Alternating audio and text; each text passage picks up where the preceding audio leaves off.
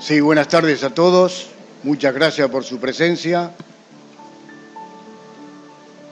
Continuamos hoy con el curso de capacitación sobre el nuevo Código Civil y Comercial. Este colegio público agradece la presencia de ustedes, los saluda y también saludamos a todos los que en este momento nos están mirando desde todo el país por Internet. Hoy tenemos el orgullo de presentar a la señora ministra de la Corte Suprema de Justicia de la Nación, doctora Elena Hayton, y muy bien, muy merecido, doctora, muy merecido.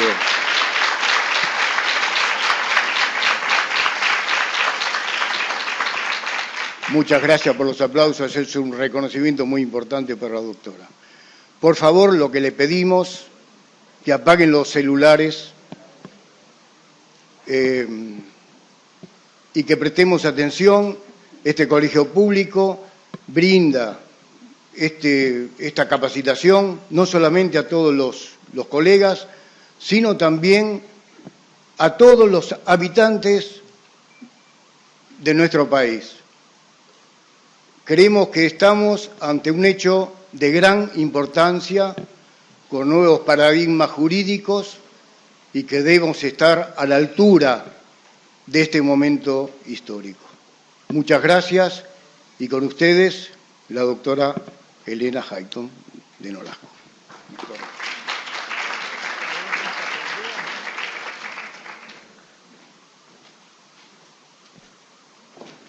Hola, ¿qué tal las vacaciones? Me agarraron que ni siquiera pisaron el estudio, me parece, ¿no es cierto? Bueno, entonces, como decía, continuamos. ¿Cuándo empezó el curso? Pero la misma gente, ¿no? Otro grupo. Ah, por eso no. Muy bien. Bueno, nosotros vamos a empezar con el título preliminar. ¿Cuántos artículos tiene el título preliminar? Nadie sabe. ¿Lo leyó alguien? No, nadie lo leyó, ¿no? Bueno, son 18 artículos. ¿Y el código, más o menos, cuántos artículos tiene? ¿Cómo? 2.600, sí, 2.670 o algo así. Bueno, fíjense que hemos reducido a esa cantidad de artículos los que eran los 4.051 del Código Civil más los del Código de Comercio, que francamente ni sé cuántos eran porque estaban tan matizados que no sé cuántos habían quedado. Así que ahí estamos. Son grandes lineamientos, ¿no es cierto? En principio el Código simplifica, reduce y trae grandes lineamientos con los nuevos paradigmas, como hemos visto. Entonces, bueno, a ver, ¿por qué existe un título preliminar? Primero, porque este es un tema muy discutido, ¿no es cierto? O sea, una primera cuestión es la necesidad de incluir o no un título preliminar. Pero se entiende que es necesario para fijar algunas reglas que den significación general, o sea, un núcleo básico que dé significación a todo el código. Y en realidad no solo al código, sino que va mucho más allá del código, porque estos principios son muy generales, ¿no es cierto? Esto, bueno, hay una tradición histórica de los títulos preliminares, pero hay algunos códigos ahora que no los tienen más. Pero bueno, son reglas generales para todo el sistema y esto permite una lectura más sencilla de todo el sistema. O sea, después se van especificando en el resto del código o en otras normas, porque hay muchos sistemas o mini sistemas que persiguen o sirven estas reglas para eso, ¿no es cierto? Entonces, ha habido una tendencia a la descodificación. ¿Qué es esto de la descodificación? En realidad, el mismo Código Civil quedó medio descodificado, porque hay un fenómeno, bueno, indudable, y es que entonces se desprendieron muchas ramas del Código Civil, que son derechos autónomos, ¿no es cierto? El derecho laboral, bueno, el derecho comercial, que ahora vuelve a estar con el civil, pero bueno, además hay reglas civiles dispersas por otros lados, inclusive a gran nivel, a gran altura, como son los tratados internacionales, porque nosotros tenemos, ¿no es cierto?, tratados, incluso porque la Constitución misma trata, por ejemplo, de cosas civiles, como serían los consumidores, bueno, y el ambiente, y aparte de eso hay tratados como, por ejemplo, para las personas con discapacidad, que son temas civiles que están a gran nivel, a gran altura jurídica, o desde el punto de vista de todo un sistema jurídico. Entonces, y después, bueno, tenemos acá dentro del Código Civil también muchas instituciones comerciales que se han en realidad vuelto, en cierta medida se puede decir civiles. ¿Por qué? Porque, por ejemplo, todo el mundo usa cheques, transporte, etcétera, que son contratos comerciales, instituciones comerciales. O sea, es bueno o es necesario, los seguros también, ¿no es cierto? Todo el mundo tiene. Y esto, por eso es bueno que se vuelva a integrar a un derecho común entre todos. Por eso nosotros consideramos necesario en realidad el Poder Ejecutivo que nos llamó, ¿no es cierto?, recodificar, o sea, empezar de nuevo con el código, hacer de nuevo, no estas reformas parciales, sino recodificar, porque, bueno, es necesario. Entonces, por eso decimos que el título preliminar se coloca frente a todo el derecho, y ya vamos a ver cuántas cosas son. Porque, por ejemplo, hay todo un sistema, trae guías, ¿no es cierto?, porque es todo un sistema de fuentes complejo en el código.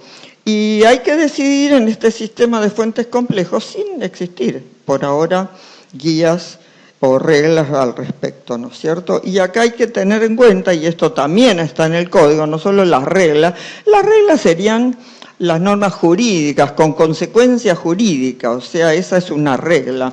Y en cambio, los principios son principios más amplios que están en el código, como la buena fe, el abuso del derecho, pues la buena fe no es una regla concreta, sino que después se aplica en reglas específicas, pero es un principio general, ¿no es cierto? Y después, valores. También tenemos valores, el valor justicia, por ejemplo, empezando porque la Constitución Nacional ordena, o sea, se vuelve a impregnar, ¿no es cierto?, de valor. No es necesariamente hablar de moral, pero son valores que se integran de nuevo a la legislación. Porque, por ejemplo, es un principio general el de afianzar la justicia, como nos manda la Constitución. Entonces, el propio preámbulo ordena, ¿no es cierto?, afianzar la justicia. Bueno, entonces acá tenemos un valor muy importante de afianzar la justicia, o sea, volver a algo al justo, ¿no es cierto?, dentro que, ojo, algo justo no quiere decir declarar inconstitucional la norma que no nos gusta. Bueno, pero entonces las normas estas tienen un efecto expansivo, indudable. Entonces hay que distinguir también el derecho como sistema y la ley, porque la ley es la fuente principal, indudablemente, la primera fuente del derecho es la ley, aunque hay otras mencionadas, ahora vamos a ver un poquito los artículos, pero el derecho es todo un sistema que está integrado desde la Constitución, todavía más arriba, desde las convenciones internacionales, que son derecho vigente para el país, hasta cualquier última norma administrativa. Todo forma un sistema que es el derecho, es todo un sistema, ¿no es cierto? Y dentro de esto, bueno, hay bienes individuales, bienes colectivos, bueno, ya vamos a ir viendo. Después acá también se trata, aparte del derecho y la ley, del ejercicio de los derechos. El ejercicio de los derechos está dirigido a los ciudadanos, ¿no es cierto? Y también son reglas o principios que permean todo el derecho, los principios de ejercicio.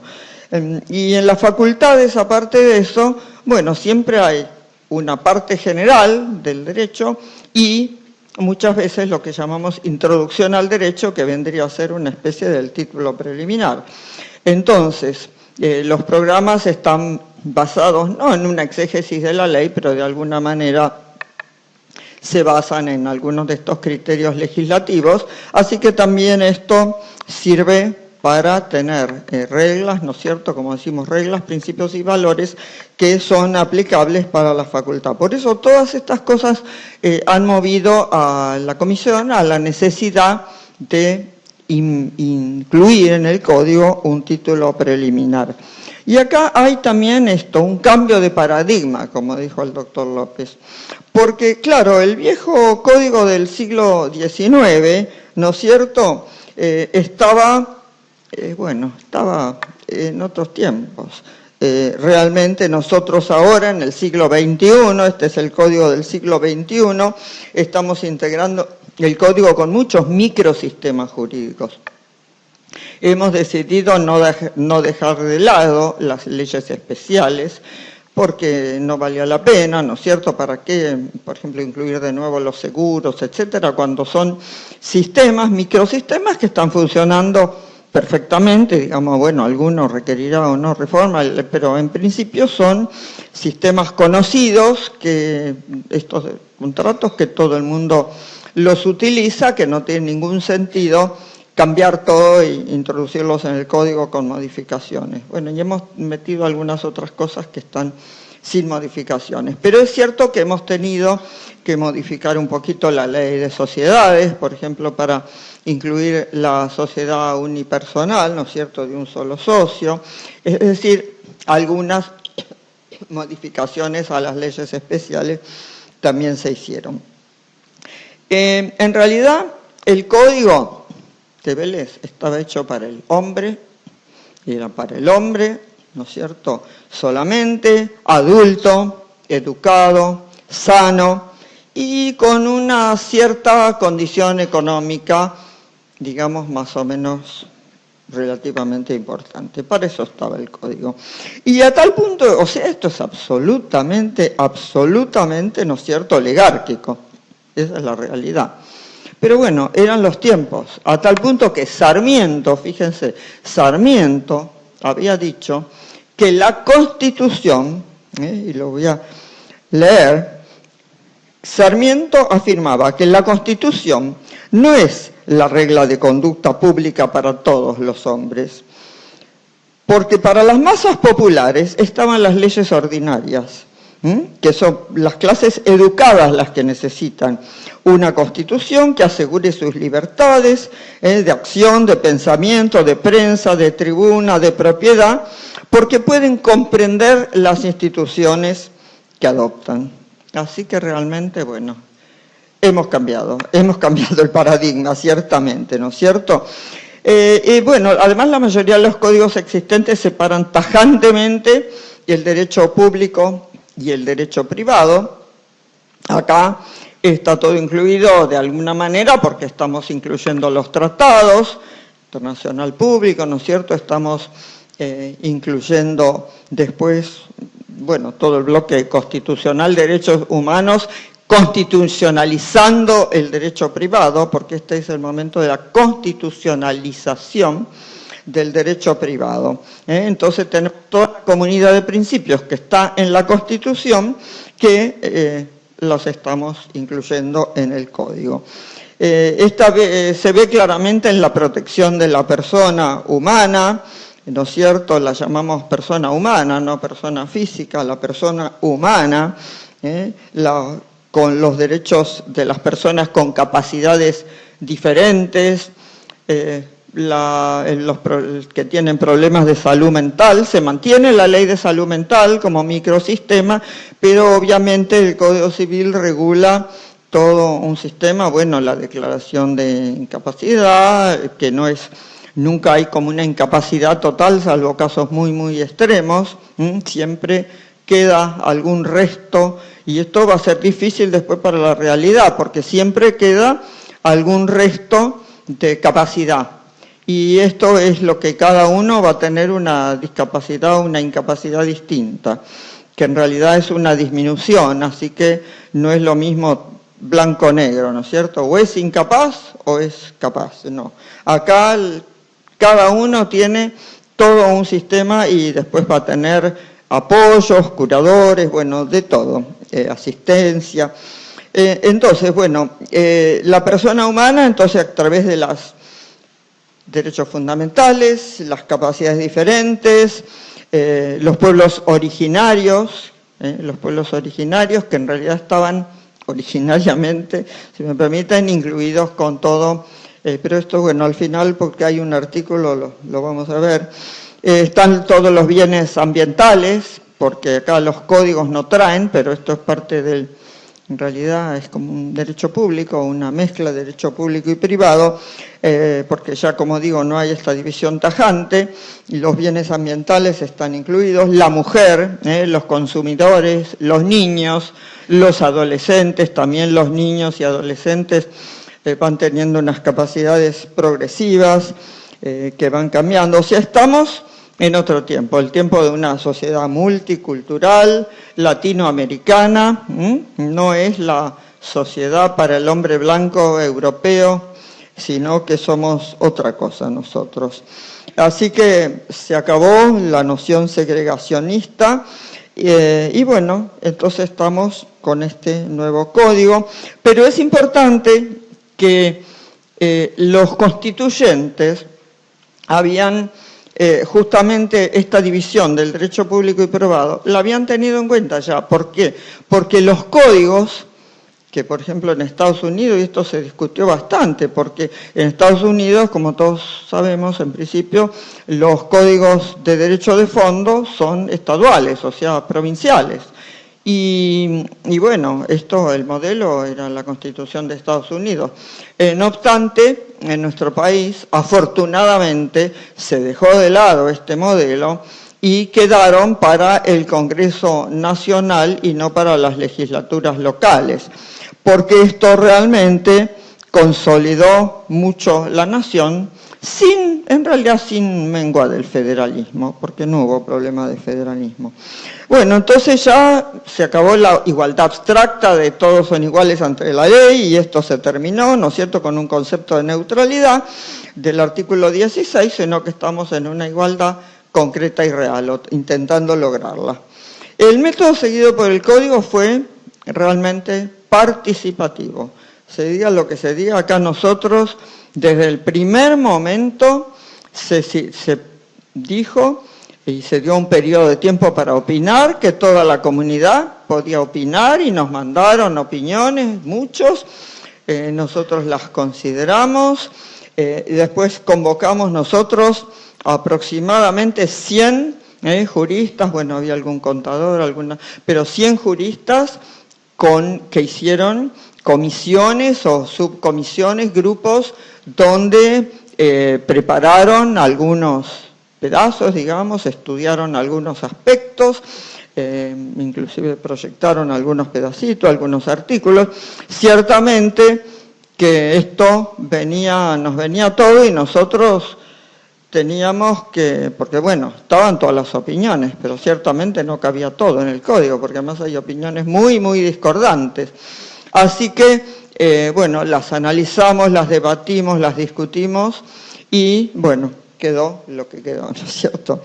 Pero realmente fue muy participativo, como digo, y además cuando había algún pedazo terminado, que habíamos terminado nosotros, lo mandábamos a todo el grupo, a todos los juristas, a los 100 juristas, que a su vez opinaban, bueno, si querían o si podían, opinaban sobre el pedazo, el título, bueno, hecho. Así que realmente fue muy completo. Y además consideramos derecho comparado, consideramos todos los proyectos de código, ¿no es cierto? El del 26 de Bibiloni, el del 36 que es sobre la base del de Bibiloni, el del 54 del Ministerio de Justicia, pero la comisión dirigida por Jean Vías, después los proyectos del 87 diputados, los dos del 93, que había uno de diputados y otro del Poder Ejecutivo, y el del 98, que fue el último, Después de eso, que son reformas integrales. Estos algunos no, pero en principio son reformas integrales y además todos los últimos de unificación del derecho civil y comercial. En base a todo esto, los trabajos críticos de toda esta normativa, toda la jurisprudencia existente, que nosotros, bueno, la tuvimos siempre en cuenta para ver las interpretaciones, se hizo el proyecto de código, el anteproyecto, porque se entregó un anteproyecto de código al Ejecutivo, ¿no es cierto? El Ejecutivo a su vez hizo un proyecto y eso pasó al Congreso, que a su vez hizo lo que es la ley, el código. Bueno, así que todo expresa realmente un alto grado de consenso de la comunidad. Hay una amplia coincidencia argentina de algunas necesidades de reforma. Y bueno, como digo, el título preliminar tiene estos principios generales. Inclusive hay toda una generalización, porque está el principio general que está dado por el título preliminar. Después, eso sería para todo el código, pero a su vez después cada libro tiene una parte general. Y a su vez, dentro de ellos hay partes generales. Por ejemplo, ¿no es cierto? El libro tercero de los derechos personales, existen partes generales de obligaciones y después todavía las obligaciones de dar, de hacer, de no hacer, parte general de la responsabilidad civil y después algunas divisiones, los contratos, parte general y después a su vez el contrato de depósito, etcétera. El libro cuarto de los derechos reales tiene también una parte general y después, bueno, a su vez tiene todos los derechos reales, dentro de los cuales algunos, como los derechos de garantía, tienen una parte general también. Y esto hace al ahorro de artículos, porque nosotros no tuvimos que repetir, por decir, en la hipoteca, en la prenda, en la anticresis, que es indivisible, no, porque está todo en la parte general de los derechos de garantía. Esto hace al achicamiento, ¿no es cierto?, de la cantidad de artículos o de la reducción drástica, sin cambiar en realidad nada, porque es justamente no repetir. Las partes generales impiden o hacen innecesaria la repetición. Lo mismo en las sucesiones, ¿no es cierto?, donde hay una parte general, después las intestadas, después las testamentarias, pero a su vez, ¿no es cierto?, están los distintos testamentos, las formas, etcétera. Bueno, entonces tuvimos en cuenta todo esto y ahí está. Lo que contiene, no contiene notas, el código no contiene notas. Y eso lo tomamos del proyecto 98. Y las razones son que ningún código civil del mundo ya trae notas, ¿no es cierto? Que Vélez las había introducido un poco por el estado de la cultura jurídica. El propio Vélez las pensaba eliminar, había considerado que, que una vez que aparecían las exégesis de la ley, que hay muy buenas, ¿no es cierto?, por decir Segovia, Machado, Llerena, etcétera, todas estas exégesis ya hacían innecesarias las notas, y aparte, en realidad lo que vale es la ley, y acá el problema, si la nota coincide con el texto, bárbaro, pero cuando la nota discrepa con el texto, hubo discusiones doctrinarias interminables, ¿no es cierto? Así que bueno, las notas son bastante peliagudas, por decir de alguna manera, peligrosas. Bueno, hemos puesto especial interés o cuidado en la redacción, en el lenguaje. En principio, todos los tiempos de los verbos son en tiempo presente. Fíjense que ya el tuviera, tuviese o habría, etcétera, como está en el código, en todos los códigos, no. Acá el principio es que todos los verbos, y lo van a ver, por eso esto facilita mucho la comprensión, están en tiempo presente. No hay esas frases largas, ¿no es cierto?, con tanta excepción en el medio, no. Se va haciendo frases cortas, simples. Entonces estamos... después, las relaciones, el tema del derecho de las normas supletorias, también, ¿no es cierto?, porque el derecho supletorio aporta una guía para cuando no hace falta ponerlo. pero bueno, aporta la guía para el que no quiera incluir un derecho de fondo. El que quiere dejarlo sin efecto, lo deja sin efecto. Bueno, como digo, respetamos los microsistemas. Entonces veamos el derecho y la ley, ¿no es cierto? El código tiene en el título preliminar un primer capítulo sobre el derecho y un segundo capítulo sobre la ley. El capítulo del derecho trata de las fuentes y aplicación, la interpretación y el deber de resolver.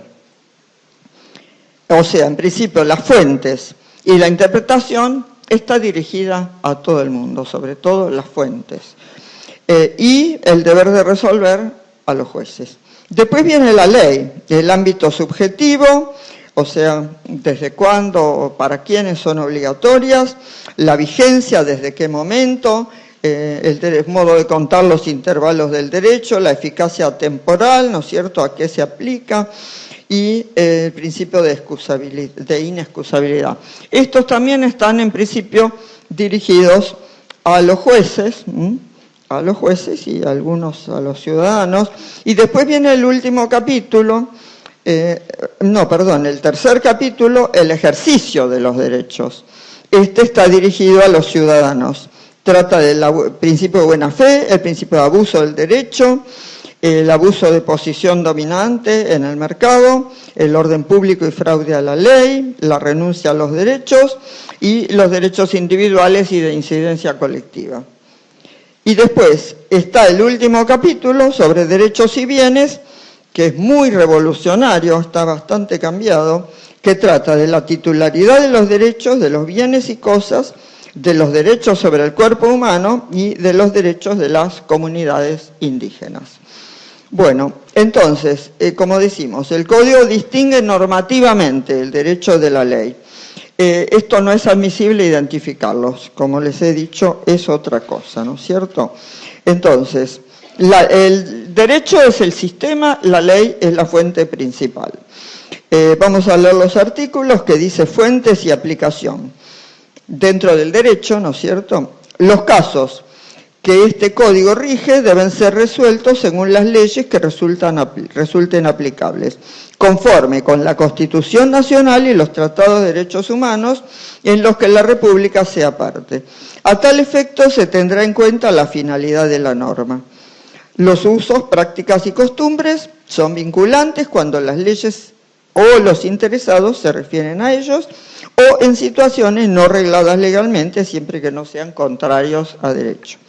Y la interpretación, y acá está, la ley debe ser interpretada teniendo en cuenta sus palabras, sus finalidades, las leyes análogas, las disposiciones que surgen de los tratados sobre derechos humanos, los principios y los valores jurídicos de modo coherente con el ordenamiento jurídico. Entonces, acá tenemos que están estas reglas con esta significación general, que como digo, esto de las fuentes y la interpretación es para todo.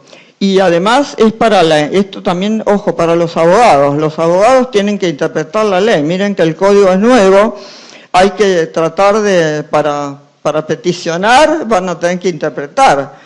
En realidad, como los jueces tampoco la tienen interpretada, así que a ver a quién convencen, ¿no es cierto? En principio no hay que ver cómo está esto, porque hay que darle a todo este sistema, hay que darle, bueno, un sentido a cada artículo. Y además en su aplicación, ¿no es cierto? Acá está la fuente y su aplicación, así que esto es para los abogados y para los jueces, no es solo para los jueces. Así que bueno, acá hay entonces líneas de base y argumentos jurídicos razonables, o sea, y ahí tenemos, ¿no es cierto?, un diseño de unas líneas. Y bueno, se amplía el contenido con esto, ¿no es cierto?, porque pese a ser pocos artículos, esto da un contenido muy general. Entonces, y después está la obligación de decidir de los jueces dentro del derecho, que es el deber de resolver en el artículo 3º, que el juez debe resolver los asuntos que sean sometidos a su jurisdicción mediante una decisión razonablemente fundada. Entonces, acá está las directivas, la obligación de decidir, las fuentes, las reglas de interpretación. Lo que nosotros necesitamos no es dar una definición del derecho. Las definiciones solo se han dado cuando tienen consecuencias jurídicas, o sea, con un sentido normativo. Las definiciones no se dan porque sí, o sea, solamente cuando son necesarias a los fines del código, con una consecuencia, ¿no es cierto? Bueno, y acá la razonabilidad es el primer estándar de control. Bueno, entonces, tenemos que la mención a los principios y valores, como les dije, están. Y después viene en la ley, la buena fe, el abuso, que son valores. Son principios y también valores, porque la buena fe es un valor que permea todo el derecho. Y la jurisprudencia también. Nosotros en realidad habíamos puesto la jurisprudencia como fuente, pero bueno, la sacaron. En realidad la jurisprudencia, todos sabemos, está bien, será una fuente indirecta o secundaria, porque es la interpretación de la ley, pero de cualquier manera que siempre se van viendo los fallos, ¿no es cierto? Bueno, acá no va a haber fallos, así que acá empezamos de cero. Pero bueno, no se asusten, hay muchas normas que se mantienen. Hay algo que se mantiene en todo esto. Bueno, entonces, como digo, basado, acá tenemos entonces todo el tema de la Constitución. Y estamos que basados en las fuentes, primordialmente la ley, y siempre en interpretación conforme con la Constitución. En toda Latinoamérica se habla simplemente de interpretación conforme. Y esto, interpretación conforme, que es un método de interpretación o un criterio, un estándar, quiere decir que de todas las, cuando hay siempre en general, bueno, salvo algún caso muy claro, puede haber varias interpretaciones posibles de una ley. Entonces, si una deja de lado la Constitución y otra preserva la Constitución, no hay duda que hay que hacer la interpretación conforme con la Constitución, a eso se refiere. Hay que seguir la Constitución, no es cuestión de declarar una inconstitucionalidad de la ley, no, si es posible interpretarla conforme con la Constitución, o a esa o dándole otro sentido, o a otra norma aplicable, así se lo hace para resolver. Y además los jueces no solo tienen el control de constitucionalidad, tienen primero el control de convencionalidad. Los tratados deben ser tomados en cuenta por los jueces. La Corte Interamericana, la Corte de Costa Rica, lo ha dicho, ha visto que la Argentina en esto, y la Corte Suprema Argentina, porque bueno, consideran las Cortes Supremas en la Corte Interamericana, pero en principio los jueces son acá los que lo hacen básicamente. Primero aplican también la convención para ver si porque es la convención, la Constitución, las convenciones de derechos humanos forman parte del bloque constitucional, pero ojo, porque si la convención, o sea, si la Constitución contradice la convención, hay que salirse de la convención, si no se interpreta conforme la convención. O sea, el principio, porque las convenciones son en realidad, digamos, uno podrá tener la propia opinión de qué es más importante, si una convención o la Constitución, pero lo cierto es que desde el punto de vista internacional o general, las convenciones tienen más fuerza que las constituciones, porque las convenciones son obligaciones entre países. Y como digo, si la Constitución no está de acuerdo a la Convención y nosotros hacemos prevalecer la Constitución, hay que salirnos o dejar de lado la Convención. El país tiene que, digamos, borrarse, por decirlo de una manera simple, de la Convención. Bueno, ¿cómo dicen ahí? Sí. Sí. ¿Cómo? ¿La Constitución Nacional es la ley suprema? Bueno, la Constitución es la ley suprema, pero en principio la Convención, según, ¿no? Pero las convenciones de derechos humanos están en la Constitución, o sea, en realidad es todo un bloque. Lo cierto es que acá nosotros no tenemos ese problema de discordancia, porque la Constitución y las convenciones de derechos humanos, los derechos básicos, fundamentales, están de acuerdo. Justamente integran la Constitución.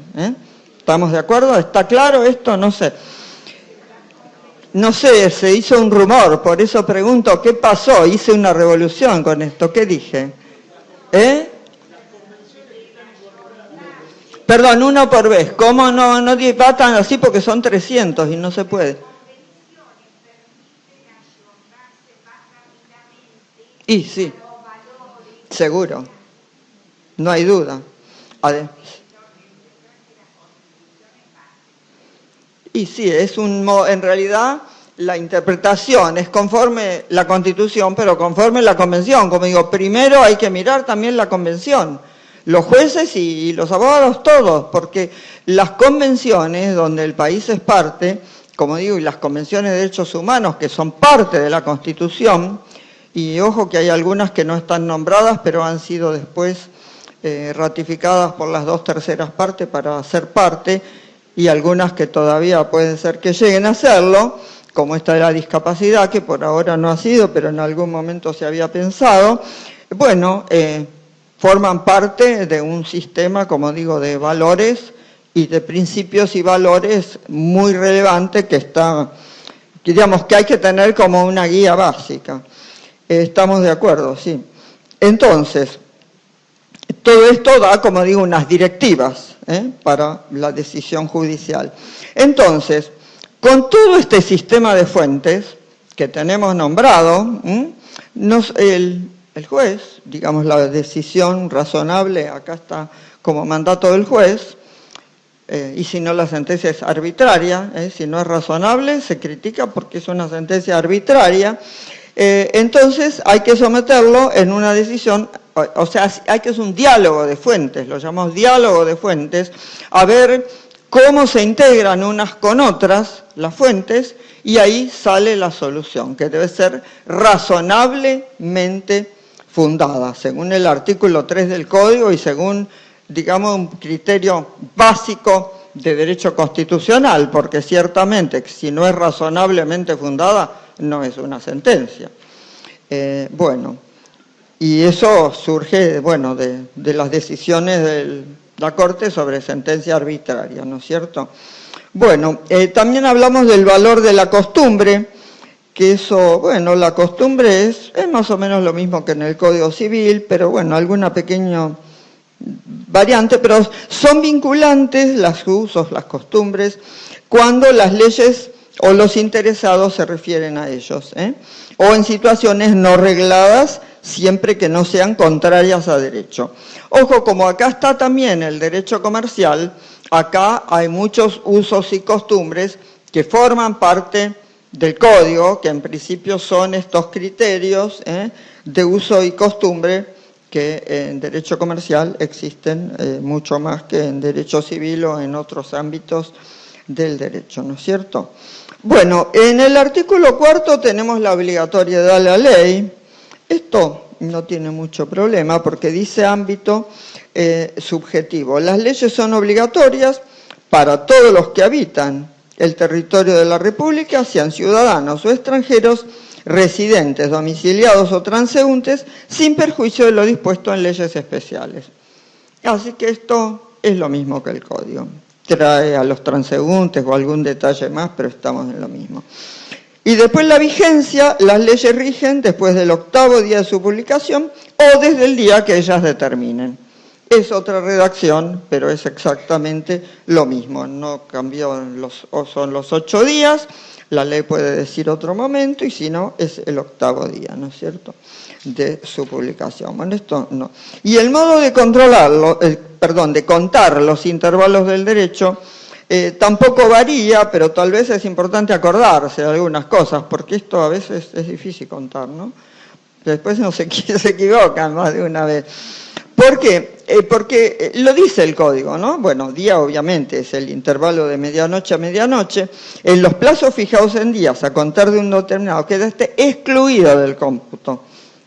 Esto es importante porque empieza a contarse al día siguiente, o sea, empieza al día siguiente y termina, ¿no es cierto?, un día, por decir, empieza el 2, supongamos que algo ocurre el 1, entonces empieza el 2, y el mes termina el 2 del otro mes. O si es en días, se cuenta el número de días. Bueno, en meses o años, entonces, es de fecha a fecha. Si es el 2 de febrero, el 3 de febrero, es hasta el 3 de febrero del 16. Y así sucesivamente.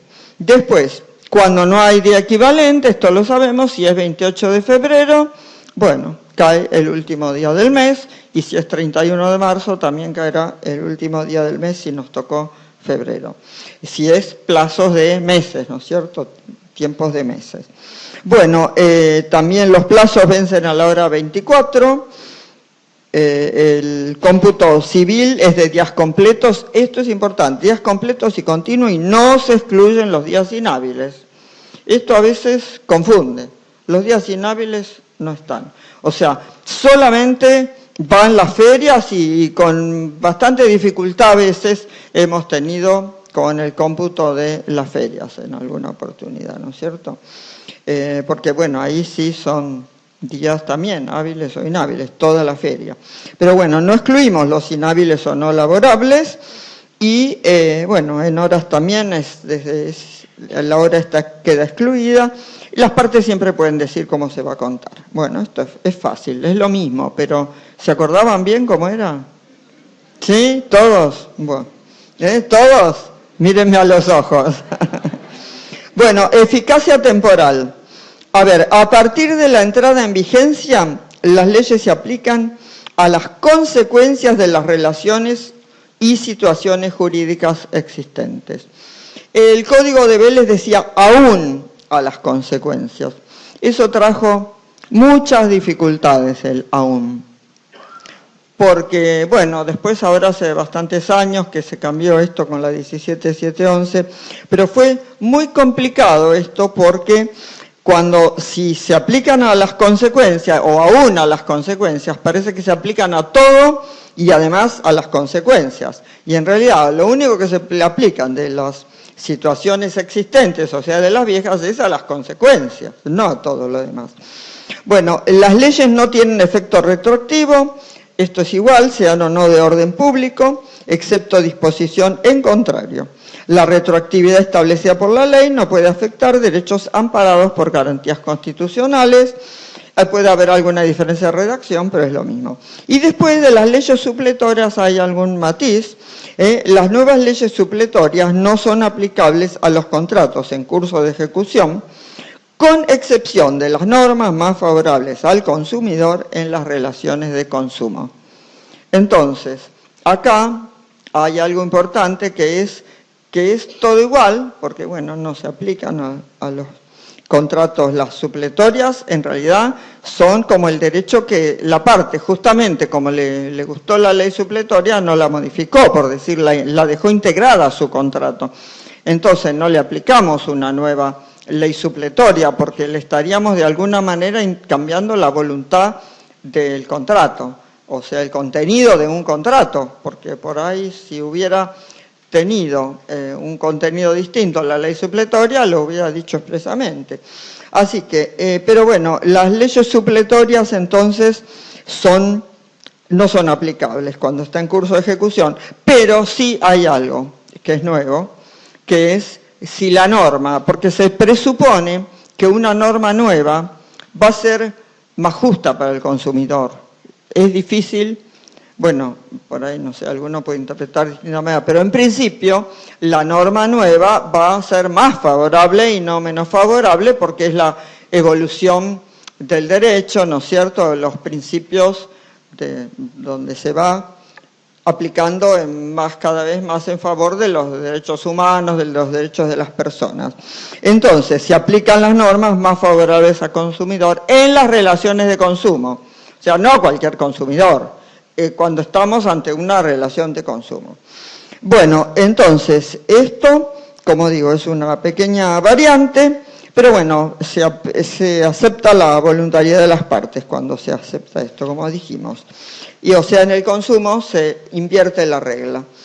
Bueno, el principio de inexcusabilidad del artículo 8 es la inexcusabilidad, se llama el artículo 8, principio de inexcusabilidad. La ignorancia de las leyes no sirve de excusa para su cumplimiento, si la excepción no está autorizada por el ordenamiento jurídico. Esto es igual, ¿no es cierto? La ignorancia o error no se puede computar. Pero esto puede traer, la ley se presume conocida, pero bueno, esto puede traer dificultades con las personas o con los grupos vulnerables, que a veces ciertamente presumimos porque son, pero no es fácil a veces presumir conocida la ley.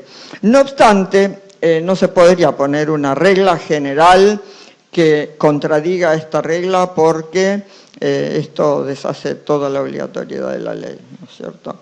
Entonces deja sin efecto la obligatoriedad de la ley una regla general, aunque fuera para los vulnerables. Con lo cual, en realidad, como habla de normas particulares, excepto el ordenamiento jurídico lo cambie, entonces, bueno, esto es lo que pasa en algunas normas donde la regla no se aplica porque está expresamente contemplado en alguna ley o en alguna situación. Bueno, estamos entonces pasando al ejercicio de los derechos. Como digo, en principio el derecho y la ley se refieren a los jueces y juezas. En cambio, el ejercicio se refiere al ciudadano, está destinado al ciudadano. Entonces, se contemplan principios, como justamente buena fe, abuso, fraude, renuncia a la ley. Bueno, son todas estas cláusulas generales, ¿no es cierto? Que después también tienen aplicaciones específicas. El Código de Vélez no traía una cláusula general de la buena fe, pero la buena fe está en un montón de artículos de Vélez, ¿no es cierto? Como 200 artículos o más tienen incluida la buena fe. Por eso hay normas específicas que tienen la buena fe. Bueno, entonces,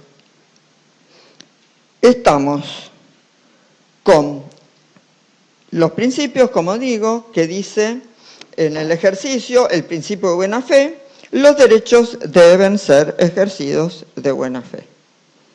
Bueno, esto, como digo, es un principio muy importante, ciertamente que es muy importante, pero bueno, como digo, el código no lo tenía.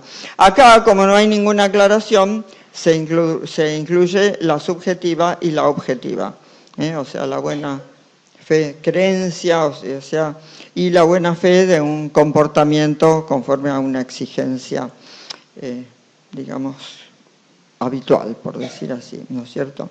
Pero la buena fe creencia incluye la apariencia y por eso no está el principio de la apariencia incluido en el código.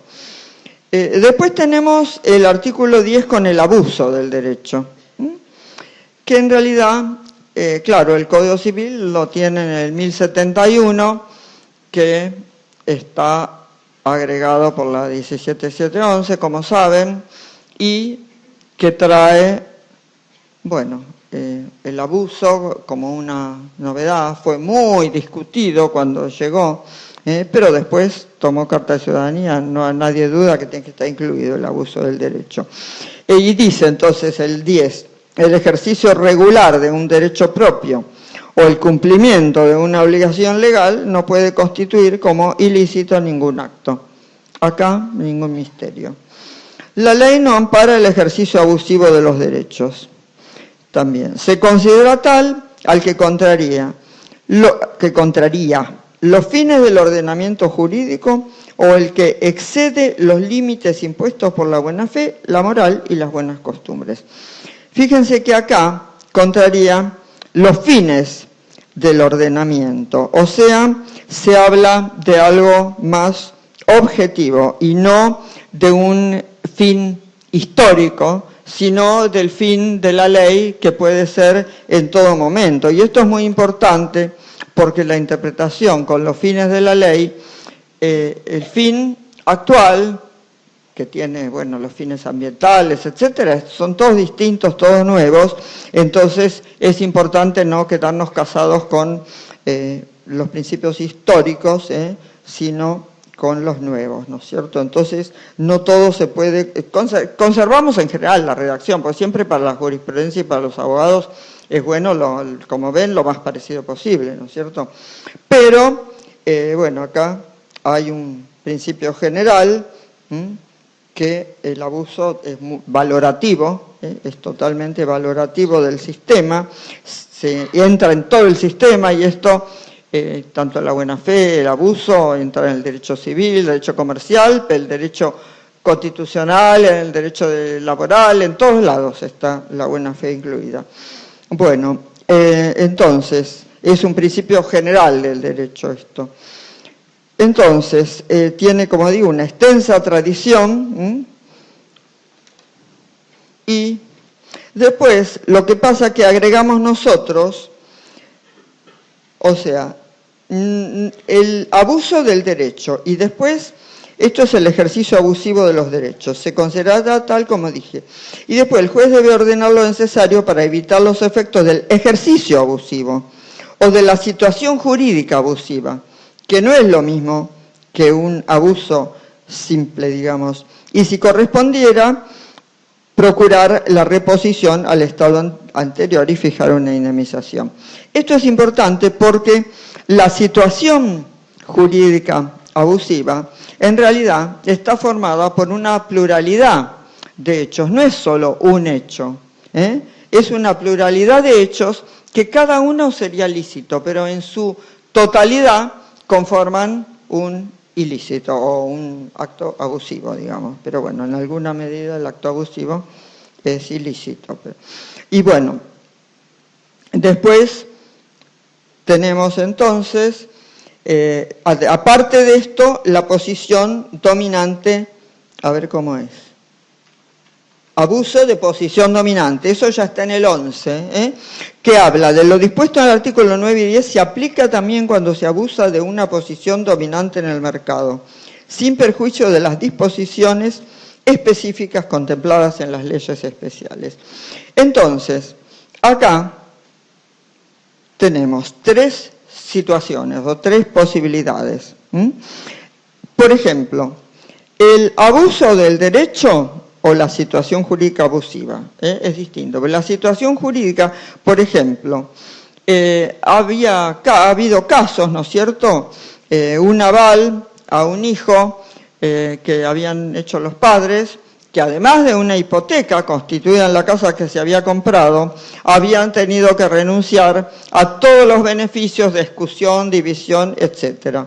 Bueno, se consideró por el tribunal, creo que era en Francia, abusivo esto, que era un exceso el pedir tantas cosas.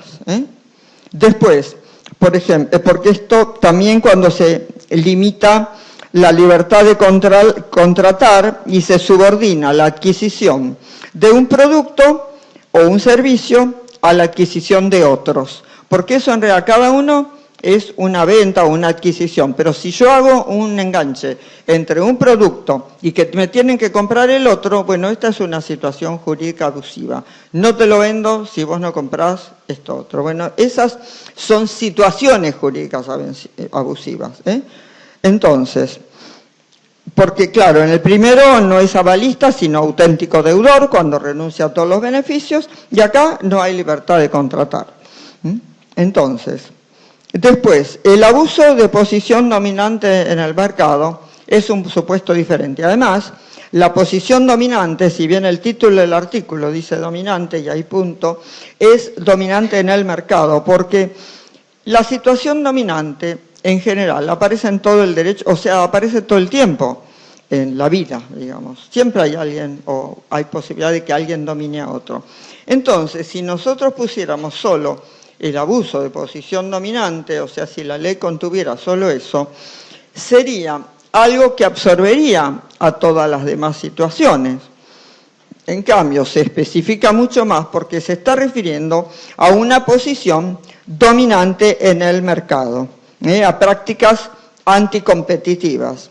Dentro del poder del mercado, la capacidad de influir en los precios, por ejemplo, pueden tener varios, ¿no es cierto? Son varias empresas juntas que conforman un grupo, pero que aparentan ser separadas y hacen, bueno, como un monopolio, como unas formas de arreglarse entre sí para arreglar los precios. Es siempre así, como una única oferente sin competencia, con el fin de preservar. Bueno, todo esto son situaciones de abuso de posición dominante en el mercado. Entonces, después, respecto a los fines, como digo, del ordenamiento, no es los fines pretéritos, que eran los fines que se tuvo en mira al reconocer el derecho, como dice el Código, que esos son los fines históricos. Los que se tuvo en mira es lo que tuvo en mira el legislador. Entonces, esto es importante, que ahora ya no son los que tuvo en mira el legislador el día que dictó la ley o esa ley o en ese año, que hay leyes vigentes que son muy viejas. Entonces, acá es fines del ordenamiento. El ordenamiento puede ir cambiando con todos los artículos que va teniendo los fines, o puede haber interpretación distinta de los fines del ordenamiento. O sea, se acabó el sentido histórico. No se vincula más al sentido histórico, sino que hay una interpretación evolutiva. Esto tiene gran importancia, ¿no es cierto? Porque además ahora, por ejemplo, están incluidos los fines ambientales, que obviamente no estaban en ningún momento y son totalmente incluidos en la ley actual. Todo esto es coherente con las reglas de interpretación que se dan en el Código. Bueno, después, bueno, como digo, ahí también ya está esto, la posición dominante ya está. El orden público y fraude a la ley. Entonces, tenemos orden público y fraude a la ley. Las convenciones particulares no pueden dejar sin efecto las leyes en cuya observancia está interesado el orden público. El acto respecto del cual se invoque el amparo de un texto legal que persiga un resultado sustancialmente análogo al prohibido por una norma imperativa, se considera otorgado en fraude a la ley. En este caso, el acto debe someterse a la norma imperativa que se trata de eludir. Entonces, puede haber, acá no hay que confundir el fraude a la ley con el fraude como vicio de los actos jurídicos. Esto está regulado en los artículos 338 y siguientes del mismo Código. Entonces, el fraude a la ley no es lo mismo que el fraude como vicio, que habla de la declaración de inoponibilidad del acto respecto del acreedor que lo ha considerado perjudicial a sus derechos, ¿no es cierto? Porque son celebrados en perjuicio de un deudor o en fraude, ahí sí, de los derechos de un deudor, para empeorar su situación o mejorar la situación del acreedor. Ahí, bueno, tenemos que tener varios requisitos, están los efectos frente a terceros, todo esto es del fraude de los subadquirentes. ¿Qué pasa con los subadquirentes? Todo esto es el fraude como vicio, ¿no es cierto? Cesa la acción si el deudor los desinteresa, y bueno, y además que la inoponibilidad se declara exclusivamente en interés de los acreedores que lo promueven, y hasta el importe de los créditos. Bueno, esto no es lo que tenemos acá en fraude a la ley. Acá es el fraude a la ley imperativa. Otras leyes se pueden dejar de lado, pero no se puede, o sea, las leyes en general se pueden, lo que no se puede dejar de lado, las leyes de orden público, justamente, la ley imperativa, el orden público. Las convenciones no pueden dejar sin efecto leyes en cuya observancia esté interesado el orden público. Entonces, bueno, ¿qué es el orden público? No importa, estas son cosas que ya nadie sabe, pero que se usa, digo, porque hay 1000 teorías sobre el orden público. Bueno, así que no, pero bueno, ¿alguien sabe? A ver, díganme qué es el orden público. Bueno, pero más o menos tenemos una idea de cuándo está en juego el orden público. Son leyes imperativas que van contra los principios básicos, contra principios básicos. Entonces, contra los derechos humanos, contra la Constitución, los derechos humanos, bueno, en todo esto está interesado el orden público, porque habla en normas, como dice, en cuya observancia está interesado el orden público, no dice que son de orden público, está interesado el orden público. Bueno, entonces, estamos... para el fraude a la ley, un factor objetivo y subjetivo, o sea, un factor que se refiere a como una conducta que queda en contra de esta ley imperativa. Y además la intención de dejar de lado la ley y usar otra más conveniente. Está muy claro a veces los fraudes fiscales, etcétera, donde hay fraude a la ley. Hay un deliberado propósito de dejar de lado una ley y bueno, se busca y se aplica otra más conveniente. Se sustraen a la norma que veda una conducta y buscan otra. La voluntad entonces transgrede estos fines o estos límites imperativos. Por ejemplo, se celebra un matrimonio, que es lícito ciertamente, pero esta celebración del matrimonio solo es para obtener beneficios sociales o para obtener una ciudadanía de otro país, porque esto se admite. Bueno, estos son actos de fraude a la ley, Estos son fraudes a la ley, son ilícitos en su conjunto, porque en realidad el casarse obviamente es lícito. Pero bueno, si uno se casa y además después pide la ciudadanía del cónyuge enseguida y prácticamente sin haber consumado el matrimonio y sin hacer, o sea, es todo un fraude a la ley. En realidad es un casamiento trucho, como dirían, ¿no es cierto? Bueno, a ver si los despierto un poco, porque a esta hora... Bueno, entonces, todos estos impedimentos siempre... Bueno, son cosas que aguzan el ingenio de los legisladores y de los fraudulentos, porque cada vez que el fraudulento encuentra algo, el legislador lo busca solucionar y ya inventó otra cosa el fraudulento. Y estos fraude a la ley ocurre también mucho, y esto es importante, en el derecho internacional privado, y está incluido en el Código, en el derecho internacional privado, en los artículos 2600 y 2598. Porque acá también se busca, con el fraude a la ley, dejar de lado la ley de un país y aplicarla de otro país que es más favorable. Por ejemplo, alguien sabe que tiene un cáncer que se está muriendo, y entonces quiere dejarle todo a su concubina y dejando de lado, digamos, a los hijos de matrimonios anteriores, o a hijos que no son de esta persona, con quien no tiene hijos, y entonces, poco antes, o sea, en cuanto se entera, fija domicilio en un país que no tenga legítima. Entonces, se va a ese país, tiene domicilio por un tiempo cortito, porque sabe que se va a morir, se van los dos a vivir ese domicilio, y entonces queda defraudada la ley argentina y quedan defraudados los hijos. Entonces, el país cuya ley se dejó de lado, ciertamente que tiene interés. Acá hay un orden público de por medio. Esto es importante porque esto se habló mucho en el Congreso, de esto de la aplicación de la ley extranjera.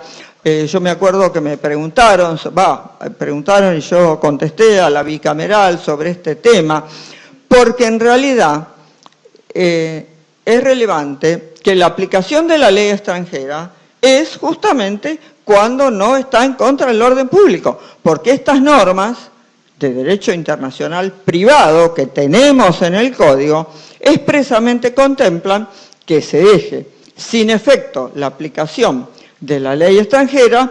Por ejemplo, en este caso, ¿no es cierto?, se deja sin efecto la aplicación del país que no tiene legítima y, por ejemplo, Austria, y entonces se aplica la ley argentina y los hijos que han sido preteridos quedan con su herencia como corresponde. Entonces, esto es una aplicación del orden público internacional. Y entonces no hay problema con la aplicación de la ley extranjera, siempre, como digo, que sean normas de orden público, porque cualquier derecho de otro tipo puede ser, el derecho que pueda ser dejado de lado por las partes, no tiene problema. Lo que pasa es que tiene que ser estos principios de orden público, que son de orden público internacional. O sea, no se pueden transgredir límites imperativos de la ley. Entonces, siempre, como digo, se buscan efectos, leyes más favorables, sea en lo interno, sea en lo internacional. En lo internacional es habitual hacer estos cambios, para aplicar cambiar el punto de conexión y entonces aplicar otro derecho y todo otro sistema, un sistema de derecho distinto. Entonces, Vélez algo de esto traía en el 14, inciso 2, porque hablaba de, por ejemplo, a través de una cláusula general donde decía, 14, o sea, también el título preliminar de Vélez, que no son aplicables las leyes extranjeras cuando su aplicación es incompatible, él decía, con el espíritu de la legislación del Código.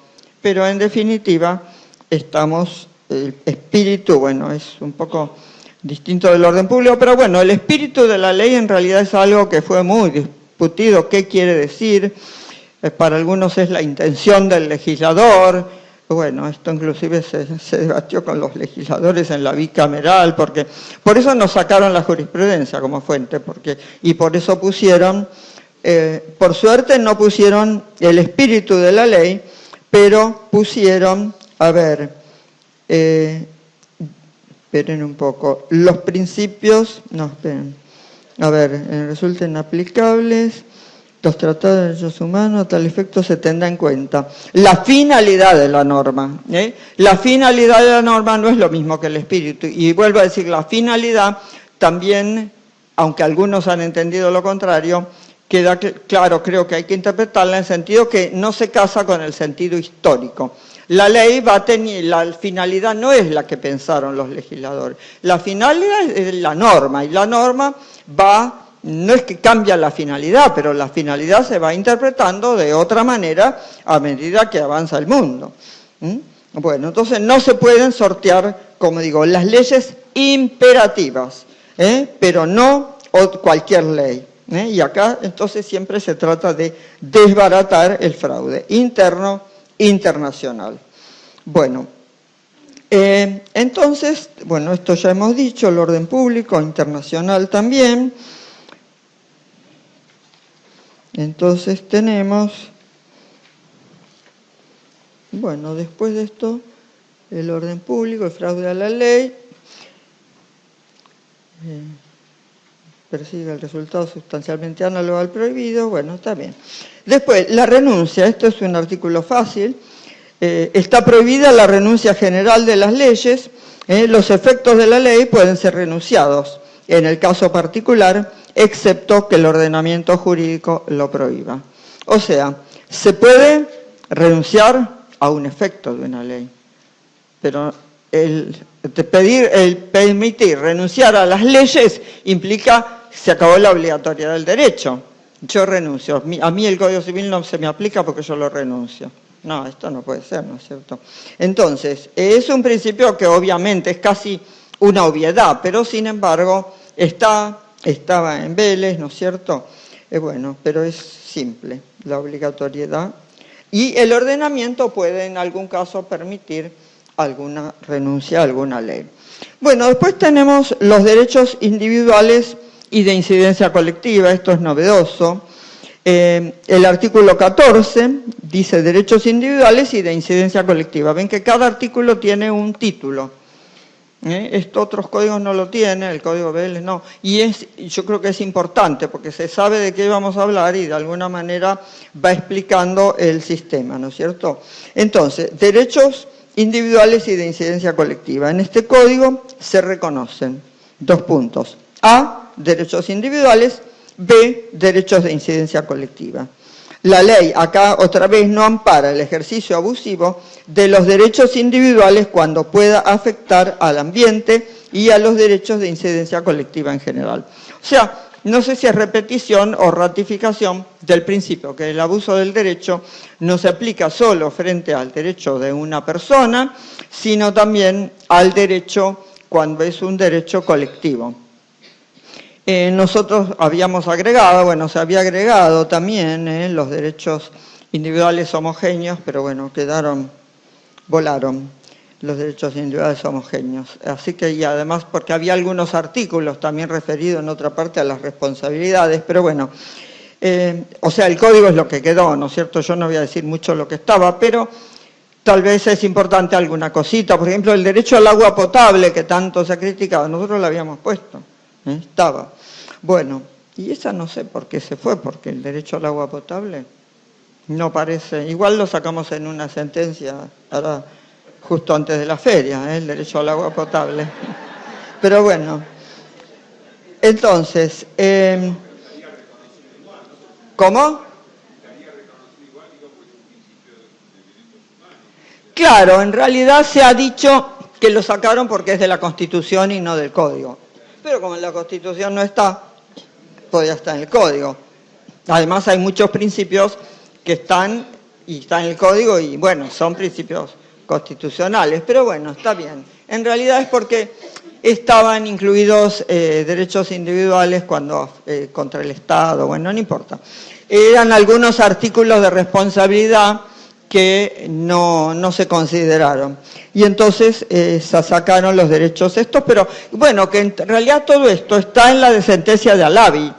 O sea, los derechos individuales, los derechos de incidencia colectiva y bueno, y también los derechos individuales homogéneos están en el expediente Alavi, que reconoció los derechos de incidencia colectiva.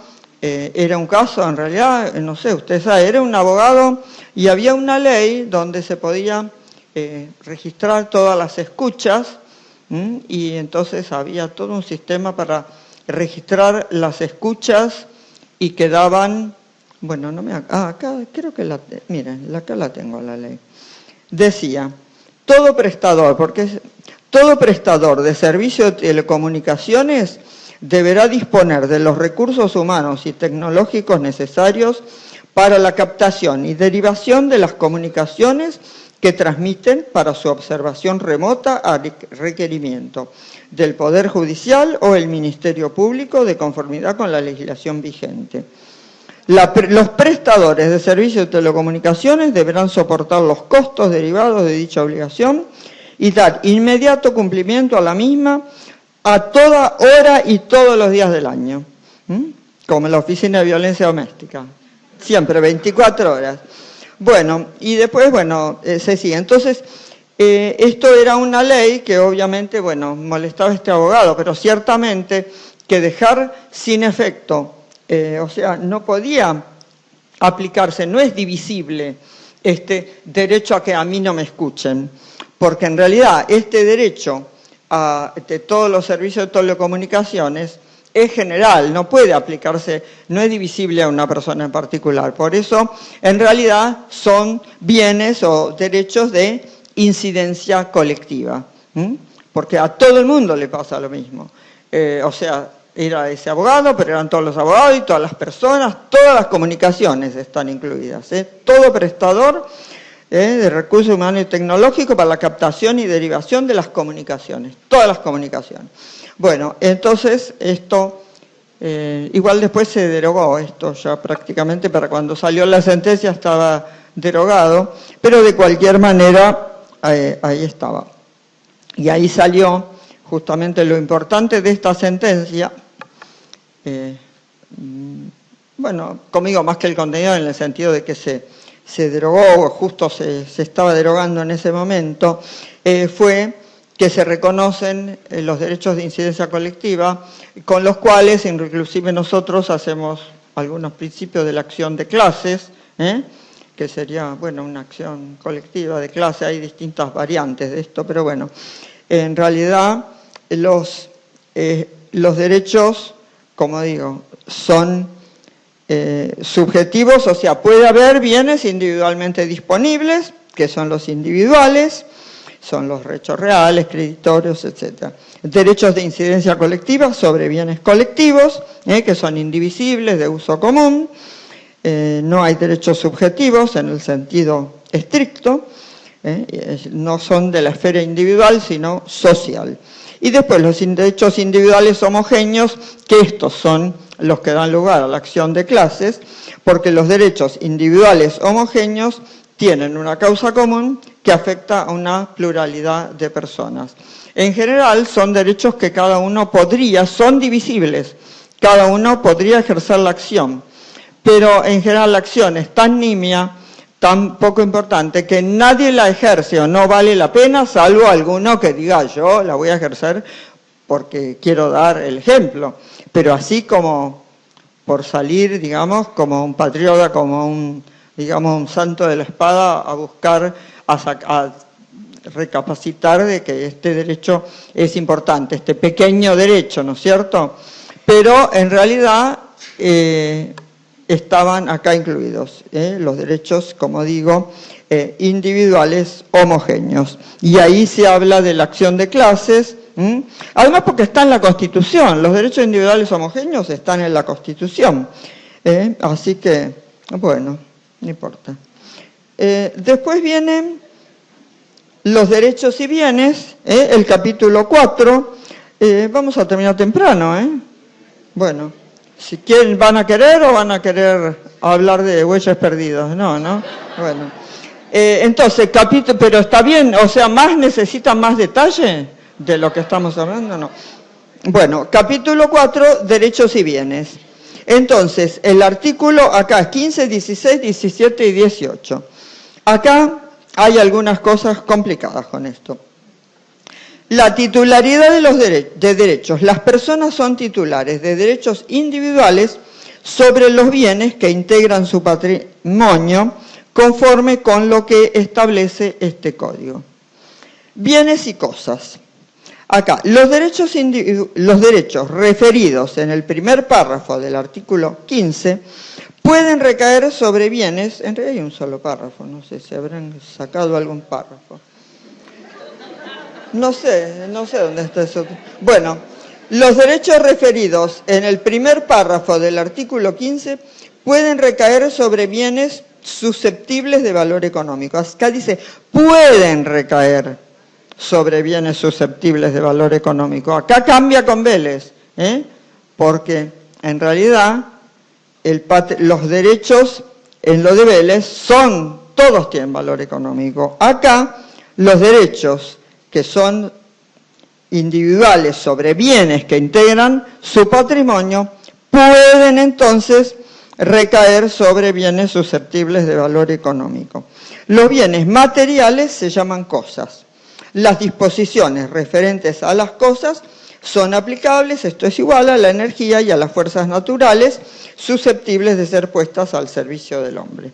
Bueno, pero acá la diferencia entonces está en lo que son bienes y cosas. Como ustedes saben, Vélez, en la nota, a las notas de los artículos 23.11, 23.12, que son los de bienes y cosas, que nosotros los tenemos en este título preliminar, pero está en derechos reales, ¿no es cierto?, los bienes y cosas que forman el patrimonio, son derechos, son siempre con valor económico.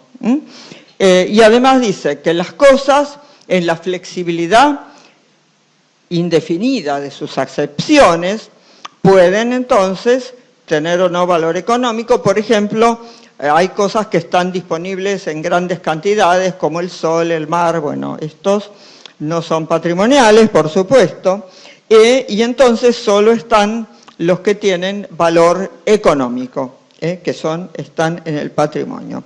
Y los bienes también, porque en realidad en el código, los bienes, o sea, las cosas son el derecho de dominio, y los bienes son todos los demás derechos reales y personales, porque esto es la síntesis del Código de Vélez. Dicho simplemente, no sé si se habían dado cuenta que esto es así, pero bueno, los bienes y cosas son así. Entonces, acá nosotros tenemos esto, que pueden recaer, entonces, el como digo, el patrimonio, bueno, como digo, era un atributo en el Código Vélez, una relación, bueno, con valor económico. Esta concepción patrimonialista ha ido cambiando, y entonces tenemos bienes que son de la persona, pero no tienen valor económico, aunque sí una utilidad de distinto tipo. Inclusive, y esto son todos los bienes ambientales, que no tienen valor económico, tienen utilidad. Después, bueno, dan lugar, o sea, en la ley ambiental, en la Constitución, hay muchos de estos bienes. En general los bienes ambientales en el Código y en este también figuran como de dominio público, pero en realidad son bienes colectivos. Además de ser de dominio público, son más que de dominio público, son de todos, son bienes colectivos. Y bueno, entonces estos principios no pueden estar metodológicamente ubicados dentro de los derechos reales, porque es mucho más general. Son guías generales que están acá en el título preliminar.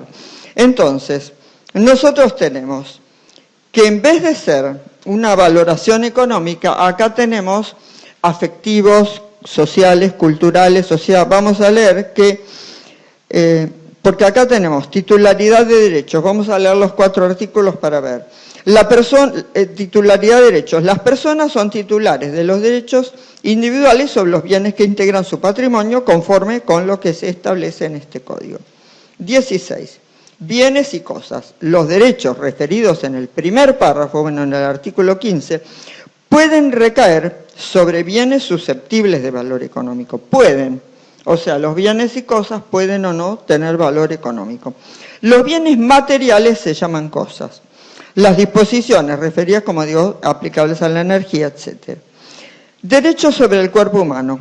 Los derechos sobre el cuerpo humano o sus partes no tienen un valor comercial, sino afectivo, terapéutico, científico, humanitario o social. Y solo pueden ser disponibles por su titular siempre que se respete alguno de estos valores y según lo dispongan las leyes especiales. Después ya vienen las comunidades originarias. O sea, en esto tenemos entonces al cuerpo. El cuerpo, a ver, la persona viva es el cuerpo humano, es la persona física, nosotros tenemos la persona humana en el código, y cuando es muerto es el cadáver. Entonces, el cadáver o sus partes pueden utilizarse. Ya con la ley de trasplantes, con esto se armó una complicación bastante grande con esto del Código Civil y la ley de trasplantes referida a la caracterización de las partes del cuerpo. Y además, yo siempre dije que en realidad están en el mercado, porque el mercado jurídico no es un mercado económico. O sea, si yo hago actos a título gratuito, estoy haciendo un mercado jurídico. O sea, en realidad una transacción que es un acto jurídico. La donación, que es un acto a título gratuito, la dación de un órgano, que es a título gratuito, o debe serlo, son en realidad derechos que están en el, digamos, en el comercio jurídico, no económico, no en el comercio en el sentido de valor comercial. ¿Me explico? Entonces, esta teoría, bueno, no es patrimonialista. Tenemos entonces que el patrimonio tiene bienes, o sea, hay bienes patrimoniales y extrapatrimoniales. Los patrimoniales están en el patrimonio. Entonces, el cuerpo humano, como digo, tiene pedazos que pueden ser aislados, y además, inclusive en vida, puede haber trasplantes. O sea, pueden ser separados como órganos, tejidos, células, genes, todo esto puede ser separado, puede ser trasplantado, transferido. Inclusive, bueno, se patentan, ojo, se patentan muchas cosas, en nuestro país no se puede para vender, pero inclusive en Francia, donde el Código Civil dice que esto no puede venderse, pero hay todo un sistema de patentes que se patentan los elementos del cuerpo y para, bueno, en realidad, para productos que se venden en el comercio. Hasta puede ser que yo para cremas, perfumes, no sé, hay de todo. Cremas por lo menos hay con pedazos. ¿Cómo? Sí, placenta, bueno. Sí, bueno, ustedes saben más, yo no uso tantas cremas, por lo menos no sé cómo se hace. Algo uso, sí, pero no sé cómo se hace. Bueno, entonces, en realidad, las partes del cuerpo son partes de la persona, pero mientras es posible la identificación, inclusive de lo que ha sacado, por ejemplo, ¿no es cierto?, cuando, no sé, el pelo, inclusive se puede cortar el pelo, se puede, o sea, hay muchas partes que se pueden usar y que en realidad, el pelo en realidad se vende, creo. ¿Cómo? Sí, las trenzas de mi china, las tengo en la maleta, ¿no es cierto? Bueno, estarían un poquito manchadas de sangre esas trenzas. Bueno, entonces, como digo, el Código Civil francés dice eso, pero hay toda una posibilidad de patentamiento. Entonces, esta concepción entonces plantea muchos problemas, porque hay una identidad cuerpo, cosa, persona, todo esto parece que hay problemas éticos, se afecta la dignidad, pero lo cierto es que las empresas comercializan cosas a gran escala. Y entonces es mejor, porque el decir uno podría, como hay problemas éticos, no se incluye en el código, entonces se sigue con la idea de Vélez, ¿no? Las cosas son... Y entonces esto queda fuera de toda la legislación y entonces las empresas hacen lo que quieren. Es mejor que esté incluido y que se diga que no se puede transmitir por un precio. Así que bueno, en esto estamos. Después, bueno, habrá que ver, pero sería un fraude a la ley, la venta, ahí tenemos un caso de fraude a la ley sería. Bueno, entonces... Como digo, la abstención legal no es respuesta, porque el progreso de la ciencia sigue y hay que estar frente a, además del valor relevante de la salud, porque esto sirve en los trasplantes, los pedazos del cuerpo, los genes, etcétera, todo esto sirve para la salud. Hay partes minusculísimas también, ¿no es cierto?, que están en biobancos. Bueno, hay de todo, células, líneas celulares, células madre, qué sé yo. Entonces, se usan para la investigación, para la curación, y también, bueno, tienen el interés inclusive didáctico, porque están, no sé, en la Facultad de Medicina, tienen los cadáveres, hasta en el colegio secundario, tienen los huesitos del esqueleto, no sé si ustedes han visto, no sé si ahora siguen teniendo, pero... En mi colegio estaba los esqueletos, el esqueleto, ¿no es cierto? No de plástico, esqueleto real. Bueno, y además en la facultad supongo que también aprenderán, aunque ahora, bueno, se pueden hacer igual de plástico, es más seguro, digamos. Bueno, entonces, pasamos a que, esto es el Código de Vélez, que ya lo dijimos. ¿Cómo? No, pero esperen, a ver, de esto tenemos que terminar. Bueno, no, está bien, el respeto al cadáver, el tratamiento, está bien, yo creo que quedó claro, ¿no? Que está todo incluido, entonces, la persona se convirtió, o sea, la persona también es cosa, en realidad, desde el punto de vista físico, como cualquier animal. Pasa que la persona se erigió a sí misma en centro, en centro. Inclusive la persona puede no ser como son ahora personas humanas. Y cuando eran esclavos, ¿no es cierto? Cuando llegaron los españoles, se planteaban si los indios eran o no personas, si eran animales evolucionados. Bueno, al final llegaron a la conclusión de que eran personas para someterlas a un pupilaje, que estaban un poquito más disminuidas, pero bueno, por suerte ahora están incluidas, porque hasta ahora bien bastante que todo el sistema con las comunidades indígenas ha sido realmente trágico. Bueno, entonces, acá seguimos con esto, donde, entonces, las personas, como digo, bueno, podían o no ser individuos, o sea, centros del mundo jurídico, ahora lo son siempre, ya sería terrible, aunque hay algunos sistemas que son bastante parecidos a la esclavitud o peores. Y entonces... después tenemos, bueno, tenemos que después también en la ley de sociedades se ha cambiado porque ahora también una sola persona puede ser una persona jurídica, ¿eh? Así que también tenemos esto. Bueno, el derecho a morir no importa, eso. No, es importante, quiero decir que... Perdón, no. Importa mucho. Y yo he escrito mucho, saben ustedes que tengo todo el libro del consentimiento informado, eso, pero... Y además saben que tenemos un caso en la Corte al respecto, así que no es un tema para hablar.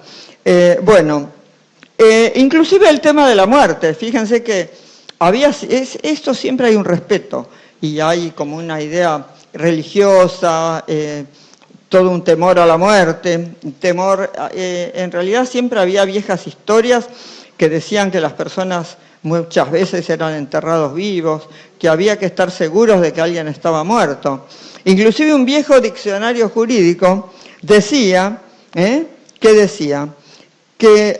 ¿por qué no dejarles durante cierto tiempo la cara descubierta y las manos libres y apresurarse tanto a echarles tierra encima?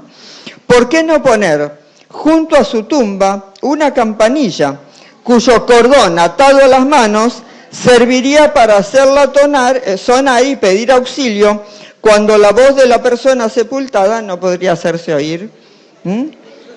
¿Quién sin estremecerse de horror puede contemplar en su imaginación el espectáculo de un desgraciado que, recobrando sus sentidos, así parece que dice este diccionario, y su razón, yo lo vi citado, no vi el diccionario, la imposibilidad de subir sobre aquella tierra cuyo peso no puede levantar y que sin embargo no pesa bastante sobre su pecho para acabar de una vez con su vida?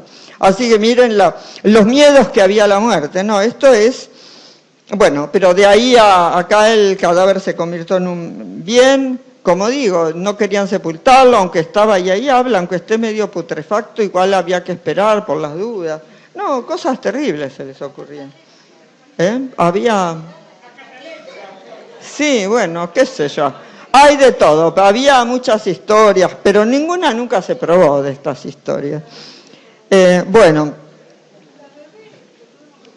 ¿Cómo? ¿Quién estaba congelado? Walt Disney también está.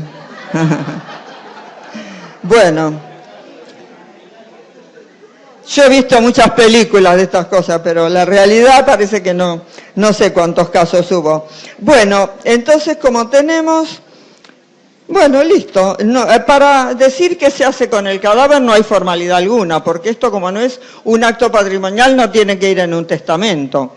Lo que pasa es que cuando se sabe que se van a pelear mucho los herederos, porque con estos temores a la muerte y todo esto, hay siempre una discusión, ¿no es cierto?, entre la esposa, la nueva esposa, los hijos, sobre qué se hace con el cuerpo del muerto. Y en realidad, a veces, por eso es mejor que él decida sobre sus exequias y cómo se va a hacer su sepultura, porque realmente, en el código esto lo tenemos previsto, lo de las exequias, ¿no es cierto? En definitiva, la persona muerta es un cadáver, el destino es el destino de los muertos, que es, ¿no es cierto?, la paz de los cementerios, digamos así, pero, como digo, puede quedar en el mundo de los vivos haciendo mucho bien a la humanidad. O sea, cambian las nociones, y ahí está todo en este artículo, que el cuerpo no tiene valor comercial, sino afectivo, terapéutico, científico, humanitario o social. Y solo pueden ser disponibles por su titular siempre que se respete alguno de esos valores y según lo dispongan las leyes especiales.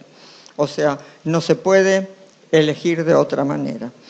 Entonces, después pasamos al artículo 18, que es el derecho de las comunidades indígenas. Entonces, las comunidades indígenas reconocidas tienen derecho a la posesión y propiedad comunitaria de sus tierras, que son más o menos, dice lo que dice el artículo de la Constitución acá, de las tierras que tradicionalmente ocupan y de aquellas aptas y suficientes, aquellas otras aptas y suficientes para el desarrollo humano, según lo establecido en la ley, de conformidad con lo dispuesto por el artículo, 75, inciso 17 de la Constitución Nacional.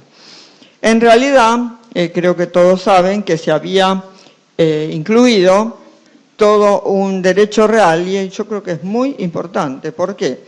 Porque en realidad los pueblos originarios están con la Constitución, pero cuando tienen que adquirir una tierra, lo tienen que hacer por usucapión y por dominio. O sea, los únicos derechos, que además como los derechos reales, está el número clausus, sigue estando, va a estar, sigue en el nuevo código el número clausus, porque es un principio que ha funcionado siempre bien.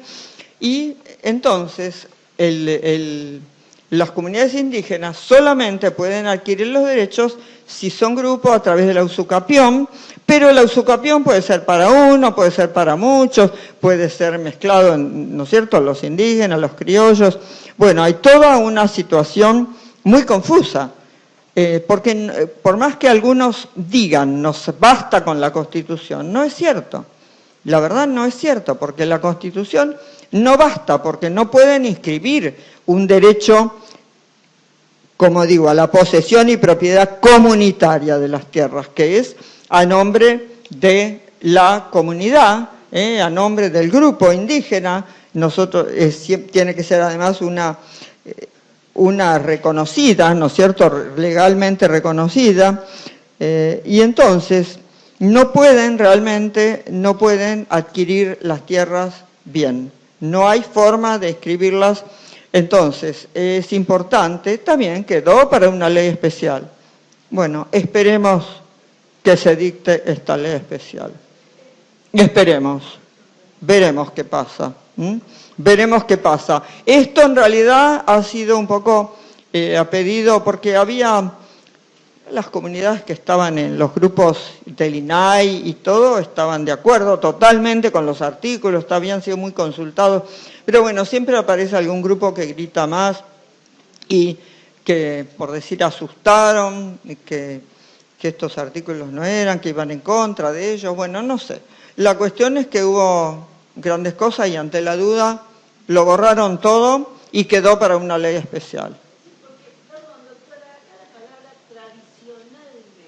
Sí. Habla de una extensión que no se sabe cuál es. Bueno, esto, acá no tengo la Constitución, pero básicamente la Constitución, no sé si alguien la tiene por ahí, pero en realidad las tierras se supone, por eso es muy confuso, porque después cuando vienen digamos, en las cortes provinciales, o sea, terminan en las cortes provinciales, hay algún caso que termina en nuestra corte, pero no, es muy difícil, porque además no están, o sea, no están totalmente en un lugar como, llamémosle como si fuera una reserva, que no es tal, porque esto es un criterio antiguo, pero quiero decir, están mezclados, por eso digo, están los indios, están los criollos, están los blancos, o sea, hay distintas clases de gente, todas mezcladas en las tierras.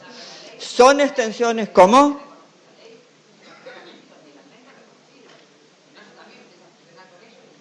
Bueno, por eso, por ejemplo, hay algún... No entiendo, a ver, ¿qué? No, lo que tiene que estar legalmente reconocida es la comunidad. La comunidad, pero igual por ahí además están entremezcladas una con otra. Hay algún expediente donde, bueno, se está haciendo todo un mapeo, ¿no es cierto?, dentro de una tierra, creo que era en Misiones, en Formosa o Misiones, no me acuerdo. Pero bueno, tenemos, porque no es fácil esto, como dicen, es muy difícil delimitar cuál es la tierra, cómo es, y bueno, si hay un derecho, se hacen los planos, ¿no es cierto?, y se ve cuál es el derecho, cómo es, bueno, pero porque el tema es que la propiedad sea una propiedad comunitaria, una propiedad del grupo, que sea inembargable, inenajenable, todas estas cosas que no son ahora no son así, porque son los derechos del código los únicos que existen, O sea, la Constitución no es cierto que alcance, porque todos los derechos de la Constitución deben ser, digamos, son de acuerdo, ¿no es cierto?, a las reglamentaciones legales. O sea, es cierto, son inmediatamente operativos y por eso se están aplicando. Esto no es lo que se discute, pero a los fines de instrumentar una adquisición de tierras, bueno, esto, qué sé yo, no es muy complicado. Por eso, bueno, veremos qué pasa. Esperemos que alguna vez se dicte esta ley especial. No sé, veremos. Bueno, terminamos entonces. Vamos a hacer preguntas, si quieren.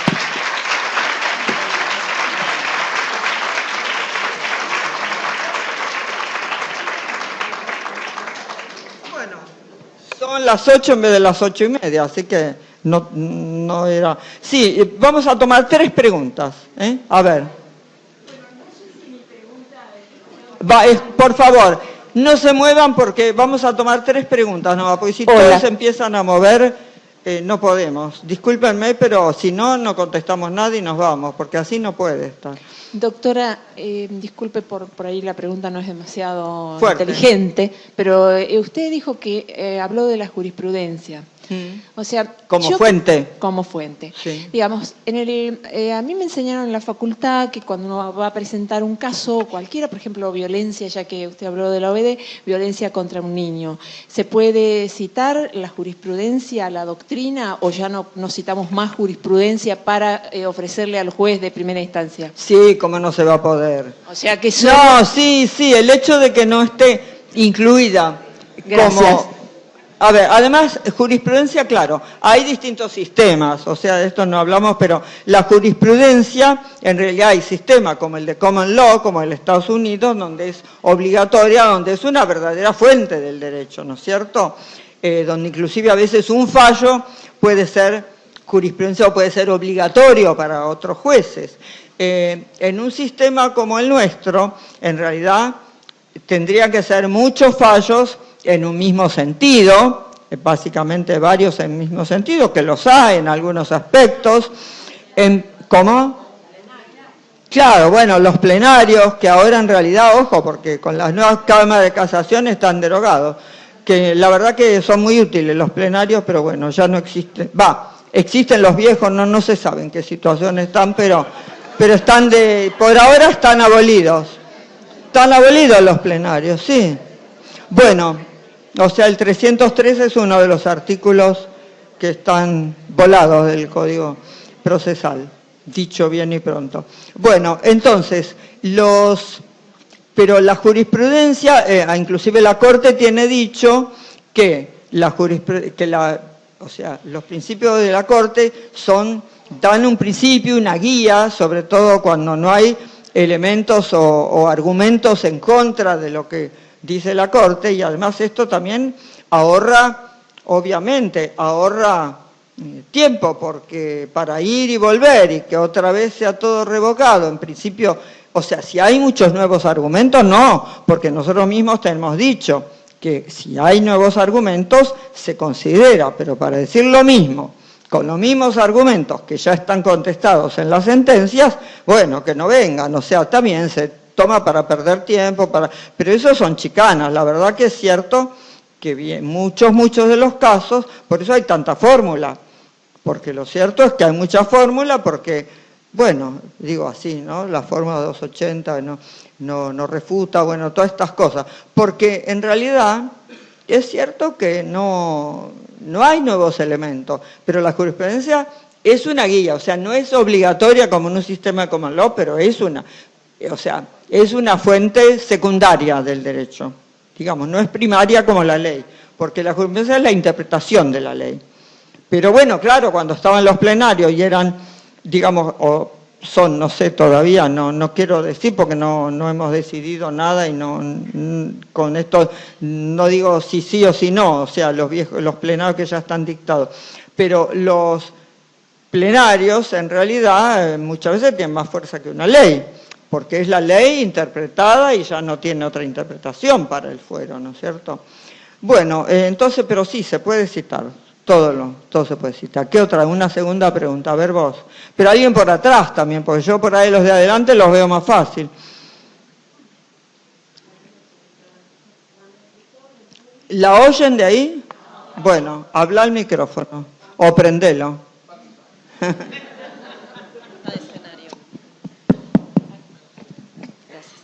Cuando explicó orden público, dijo que había dos factores, uno objetivo y uno subjetivo. Faltó explicar el subjetivo.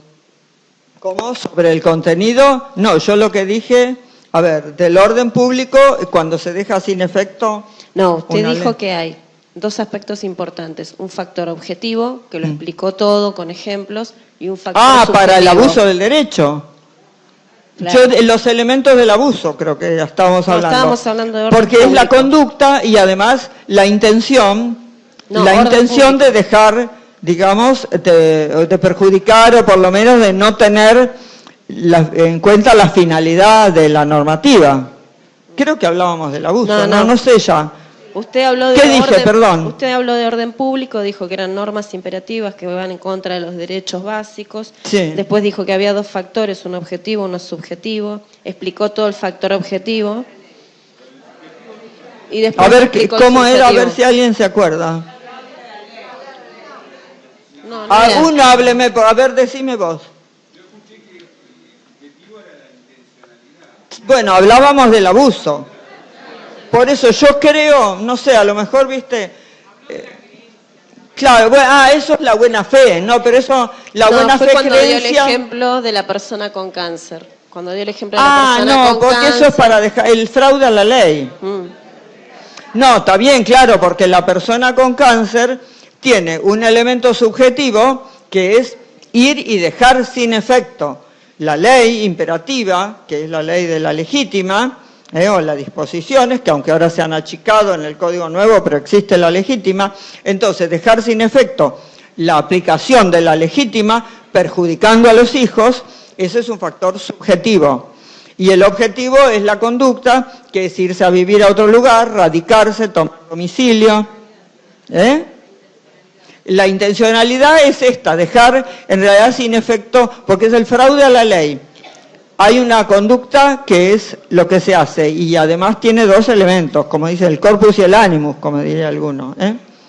¿Estamos? ¿Ahora quedó claro? Bien. Bueno, ¿listo? ¿Una pregunta más había? 3 dije. ¿Nadie? Ya está, nos agotamos.